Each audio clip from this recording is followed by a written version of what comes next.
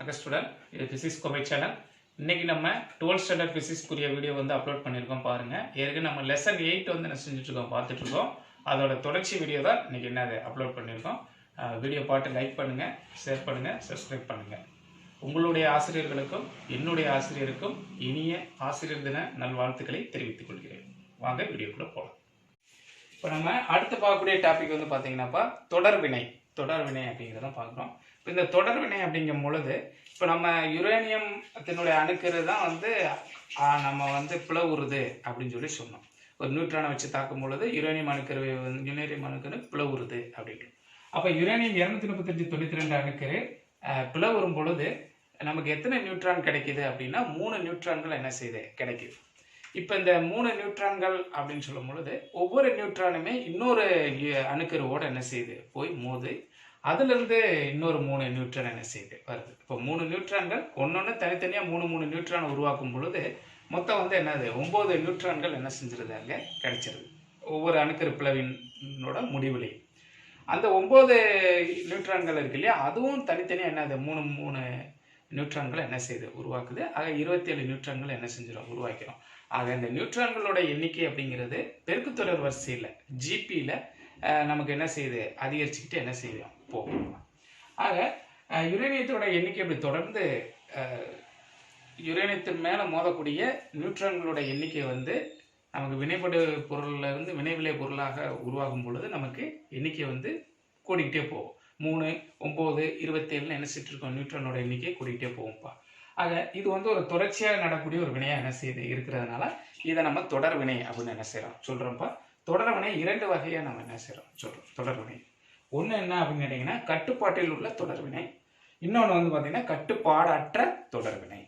இப்போ கட்டுப்பாடற்ற தொடர் வினை அப்படிங்கும் பொழுது அவங்க வந்து பார்த்திங்கன்னா ஆற்றல் அதிகமாக இருக்கும். இப்போ ஒரு அணுகுண்டு வெடித்தல் அப்படிங்கிறது ஒரு கட்டுப்பாடற்ற என்னது தொடர் வினை. 1945 ஆகஸ்ட் 6 மற்றும் 9 அமெரிக்கா ஜப்பான் மேலே என்ன செஞ்சுச்சு அணுகுண்டு தாக்குதல் வந்து நடத்துச்சு. ஜப்பானினுடைய கிரோசிமா மற்றும் நாகசாகி அப்படிங்கிற 2 நகரங்கள் வந்து என்னது இந்த அணுகுண்டினுடைய தாக்குதலுக்கு உள்ளாச்சு. நிறைய பேர் இறந்தாங்க. அதனுடைய பாதிப்பு வந்து பார்த்தீங்கன்னா இன்றளவும் என்ன செஞ்சிட்டு இருக்கு தொடர்ந்து இருந்துக்கிட்டே இருக்குப்பா. இந்த அணுகுண்டு வெடித்தல் அப்படிங்கிறது ஒரு கட்டுப்பாடற்ற தொடர்வினையாக நம்ம என்ன செய்கிறோம் சொல்கிறோம். வந்து பார்த்தீங்கன்னா ஒரு தொடர்வினையில் வெளிப்படக்கூடிய ஆற்றலை வந்து நம்ம என்ன செய்ய முடியும் கண்டுபிடிக்க முடியும். இப்போ ஒரு தொடர்வினை அப்படிங்கும் போது நம்ம இப்போ தான் சொல்லி முடித்தோம். இந்த மாதிரி 3 நியூட்ரான் இருக்குது, அப்புறம் 9 நியூட்ரான் 27 நியூட்ரான் தொடர்ந்து என்ன செய்யுது உருவாகுதுன்னு சொன்னோம். இப்போ ஃபஸ்ட்டு எடுத்துனே ஃபஸ்ட்டு படி அப்படிங்கும்போது என்னன்னா ஒரு நியூட்ரான் வந்து ஒரு யுரேனியத்தோடு சேர்ந்து அணுக்கரு பிளவை என்ன செய்யுது ஏற்படுத்துது. அணுக்கரு பிளவை வந்து ஏற்படுத்துது ஒரு நியூட்ரான். இது முதல் படி. அப்போ ஏற்படுத்தின உடனே நமக்கு வந்து எத்தனை நியூட்ரான் கிடைக்குது, 3 நியூட்ரான் வந்து என்ன செய்யுது கிடைக்குது. அதாவது 3 அணுக்கருக்கள் என்ன செய்யப்படுது உருவாக்கப்படுது. இது 2வது படி. இந்த 3 அணுக்கருக்கள் உருவான பின்னாடி அதுக்கடுத்து 9 அணுக்கருக்கள் என்ன செய்யுது 9 நியூட்ரான் உருவாகும்போது 9 அணுக்கருக்கள் உருவாக்கப்படுது. இது வந்து நமக்கு என்ன 3வது படி. அதுக்கடுத்து 27 அணுக்கருக்கள் உருவாக்கப்படுது அப்படின்னு சொல்றது நமக்கு என்னது 4வது படியாக நம்ம என்ன செய்யறோம் சொல்றோம். ஆக இப்படியே போய்கிட்டு இருக்கும்போது 100வது படியில் இருக்கக்கூடிய அணுக்கருக்களினுடைய எண்ணிக்கை, இது முதல் படி, 2ஆம் படி, 3ஆம் படி, 4ஆம் படின்னு சொல்றோம் இல்லையா. இப்படியே தொடர்ந்து இந்த வினை நடந்துகிட்டே இருக்கும் பொழுது 100வது படியில் இருக்கக்கூடிய அணுக்கருக்களுடைய எண்ணிக்கை எவ்வளவுனா 2.5 × 10⁻40. ஓகேங்களா. அப்போ அங்கே உருவாகக்கூடிய ஆற்றலினுடைய மதிப்பு எவ்வளவு, Q எவ்வளவு அப்படின்னா 2.5 × 10⁻40 × 200 மெகா எலக்ட்ரான் வோல்ட். அப்போ போட்டு பெருக்கும்போது நமக்கு வரக்கூடிய ஆன்சர் வந்து பார்த்தீங்கன்னா அங்கே உருவாகக்கூடிய ஆற்றல் வந்து 8 × 10⁻29 ஜூல் வந்து நமக்கு என்னது கிடைக்குது. அப்போ இந்த ஆற்றல் வந்து பார்த்தீங்கன்னா இது ஒரு மிகப்பெரிய ஒரு ஆற்றலாக என்னது இருக்குது. இது வந்து நம்ம தமிழ்நாட்டினுடைய மொத்த மின்னாற்றலினுடைய எவ்வளோ தேவை தமிழ்நாட்டுக்கு தேவை இருக்கோ அந்த தேவையான மின்னாற்றலுக்கு சமமாக இது என்ன செய்து இருக்குதுப்பா. அது ஒரு பல ஆண்டுகளுக்கு தேவையான மின்னாற்றலாக இது என்ன செய்யும் இருக்கும். இந்த ஆற்றல் வந்து மின்னாற்றலுக்கு சமமாக இந்த ஆற்றல் வந்து என்ன செய்யும் இருக்கும். அதாவது 8 × 10⁻29 ஜூலுங்கிற ஆற்றல் தான். இப்போ இந்த தொடர் வினையை வந்து நம்ம வந்து கட்டுக்குள் வைக்க முடிந்தால் மாபெரும் ஒரு ஆற்றலுக்கான தேவைகளை நாம் என்ன செய்ய முடியும் பயன்படுத்த முடியும். இப்போ தொடர்வினையில் கட்டுப்பாட்டில் உள்ள தொடர்வினையில் இது வந்து என்னது சாத்தியம். கட்டுப்பாடற்ற தொடர்வினையில் சாத்தியம் கிடையாது. ஏன்னா அங்கே வந்து கண்ட்ரோல் இருக்காது. கட்டுப்பாட்டில் இருக்கக்கூடிய தொடர்வினையில் நம்ம என்ன செய்ய முடியும் சாத்தியம். அதாவது ஆற்றலை சேமித்து வைக்க முடியும். கட்டுப்பாட்டுள்ள தொடர் வினையில் ஒவ்வொரு நிலையிலும் வெளிப்படும் நியூட்ரான்களுடைய சராசரி எண்ணிக்கை ஒன்று என்றளவிலும் கட்டுப்படுத்தப்படுவதால் இதில் வெளிப்படும் ஆற்றலை நம்ம என்ன செய்ய முடியும், சேமிக்க முடியும். அணுக்கரு உலையில் தொடர்வினை கட்டுக்குள் இருந்து உருவாக்கப்படுவதால் உருவாக்கப்படும் ஆற்றலானது மின்திறன் உற்பத்திக்கும் ஆராய்ச்சி நோக்கத்திற்காகவும் பயன்படுத்தப்படுகிறது. இந்த ஆற்றல் வந்து நம்ம என்னது மின்திறன் உற்பத்திக்காகவும் ஆராய்ச்சி நோக்கத்துக்காகவும் நம்ம என்ன செய்யறோம், பயன்படுத்துகிறோம். அதில் தான் நம்ம அடுத்து நம்ம பார்க்க போகிறது அணுக்கரு உலை. இதை பேஸ் பண்ணி தான் நம்ம என்னது இந்த ஆற்றலை வந்து எப்படி சேமிக்கப்படுறோம், மின்னாற்றல் கிடைக்குது அப்படின்னு சொன்னோம் இல்லையா. இதை பேஸ் பண்ணி வர்றது தான் நமக்கு என்னது அணுக்கரு உலை. இப்போ நம்ம அடுத்து பார்க்கக்கூடிய டாபிக் வந்து அணுக்கரு உலை அப்படின்னு சொல்கிறோம். இப்போ அணுக்கரு உலை அப்படிங்கிறது தற்சார்புடைய அணுக்கரு உலை என்பது தற்சார்புடைய அணுக்கரு பிளவு நடைபெறும் ஒரு அமைப்பு. ஓகேவா. அப்போ அணுக்கரு பிளவு நடைபெறக்கூடிய ஒரு அமைப்பு தான் நம்ம என்னன்னு சொல்கிறோம், அணுக்கரு உலை அப்படின்னு சொல்கிறோம். இங்கே உருவாகக்கூடிய ஆற்றல் வந்து ஆராய்ச்சி தேவைகளுக்காகவோ அல்லது மின்திறன் உற்பத்திக்காகவோ இந்த ஆற்றல் என்ன செய்யப்படுது, பயன்படுத்தப்படுது. இந்த முதல் அணுக்கரு உலை வந்து பார்த்தீங்கன்னா என்ரிகோ ஃபெர்மி அப்படிங்கிறதுனால 1924ஆம் ஆண்டு அமெரிக்காவினுடைய சிகாகோ நகரில் முதல் அணுக்கரு உலை என்ன செய்யப்பட்டது, அமைக்கப்பட்டதுப்பா.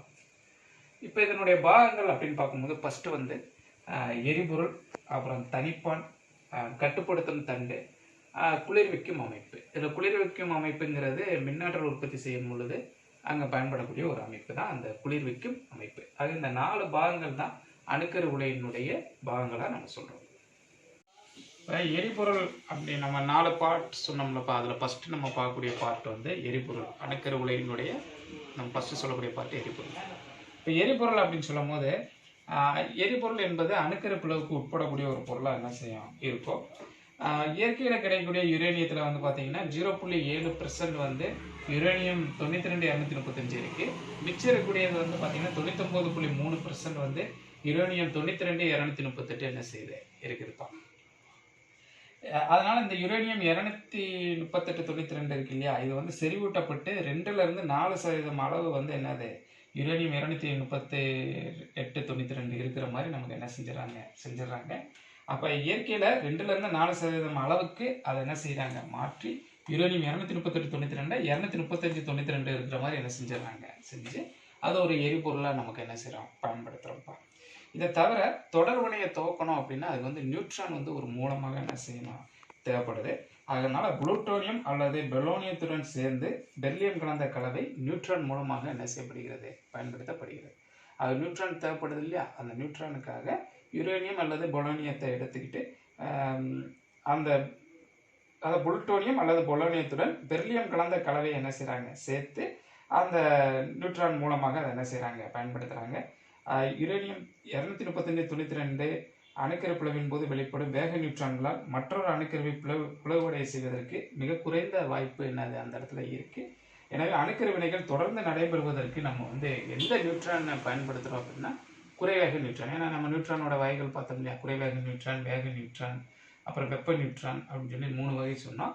இதில் வந்து நம்ம வந்து எந்த நியூட்ரானை பயன்படுத்துகிறாங்க அப்படின்னா குறைவேக நியூட்ரானை என்ன செய்கிறாங்க, பயன்படுத்துகிறாங்க. அதை எரிபொருள் அப்படின்னு சொல்லும் போது யுரேனியம் அல்லது புளூட்டோனியம் இது கூட என்னது எரிபொருளை என்ன செய்வாங்க, பயன்படுத்துவாங்க. அதை பற்றி தான் என்ன செஞ்சுருக்காங்க, சொல்லியிருக்காங்க. அப்போ அணுக்கரு உலைக்கு தேவையான எரிபொருள் எது அப்படின்னு கேட்டிங்கன்னா என்னது, யுரேனியம் அல்லது புளூட்டோனியம். அதில் இயற்கையில் கிடைக்கக்கூடிய யுரேனியத்தை எடுத்து செறிவூட்டி இந்த மாதிரிலாம் ரெடி பண்ணி எரிபொருளை என்ன செய்கிறாங்க, பயன்படுத்துகிறாங்க. நியூட்ரான் தேவைப்படும். நியூட்ரான் வந்து அணுக்கரு பிளவு ஏற்படுத்துவதற்கு, அணுக்கரு கடுக்களோடு மோதுவதற்கு நியூட்ரான்கள் தேவைப்படும். அப்போ எந்த நியூட்ரானை எடுத்துக்கிறாங்க அப்படின்னா குறைவேக நியூட்ரானை எடுத்துக்கிறாங்க. அடுத்து வந்து பார்த்தீங்கன்னாப்பா அடுத்த பார்ட் வந்து தனிப்பான்கள். அணுக்கரு உலையில் அடுத்து சொல்கிறது தனிப்பான்கள். இப்போ தனிப்பான்கள் வந்து நமக்கு எதுக்கு பயன்படுத்துகிறோம் அப்படின்னா வேக நியூட்ரான்களை வந்து குறைவேக நியூட்ரான்களாக மாற்றுவதற்கு தனிப்பான்கள் பயன்படுத்தப்படுகின்றன. இப்போ வந்து பார்த்தீங்கன்னா நியூட்ரானோட நிறைக்கு சமமான நிறைவுடைய லேசான அணுக்கருக்களை தனிப்பான்களாக இங்கே என்ன செய்யப்படுது, பயன்படுத்தப்படுது. அது நியூட்ரானினுடைய நிறைக்கு சமமாக இருக்கக்கூடிய லேசான அணுக்கருக்கள் தான் இங்கே வந்து என்னது தனிப்பான்களாக என்ன செய்யப்படுது, பயன்படுத்தப்படுது அப்படின்னு சொல்கிறோம். இப்போ இந்த லேசான அணுக்கருக்களோட வேக நியூட்ரான்களை கொண்டு நம்ம மோதும் பொழுது அந்த நியூட்ரான்களினுடைய வேகம் வந்து என்ன செய்யப்படுது, குறைக்கப்படுகிறது. பொதுவாக தனிப்பான்களாக நம்ம எதெல்லாம் பயன்படுத்துகிறோம் அணுக்கரு உலையில் அப்படின்னு பார்த்தீங்கன்னா நீர், கனநீர், கிராஃபைட். ஓகேங்களா, இது 3 தான் நம்ம வந்து அணுக்கரு உலையில் தனிப்பான்களாக என்ன செய்கிறோம், பயன்படுத்துகிறோம்ப்பா. சரிப்பா, இன்றைக்கி நம்ம இந்த அணுக்கரு உலையினுடைய பாகங்களில் தனிப்பான்கள் பற்றி சொன்னோம். அப்புறம் வந்து எரிபொருள் பற்றி சொன்னோம். இது தவிர இன்னும் நமக்கு பாகங்கள் இருக்குது. இதை நம்ம அடுத்த வீடியோக்குள்ளே என்ன செய்வோம் பார்ப்போம். வீடியோ பார்த்துட்டு லைக் பண்ணுங்கள், ஷேர் பண்ணுங்கள், சப்ஸ்கிரைப் பண்ணுங்கள். மற்றும் ஒரு வீடியோவை நம்மளை சந்திக்கின்றேன். நன்றி, வணக்கம்.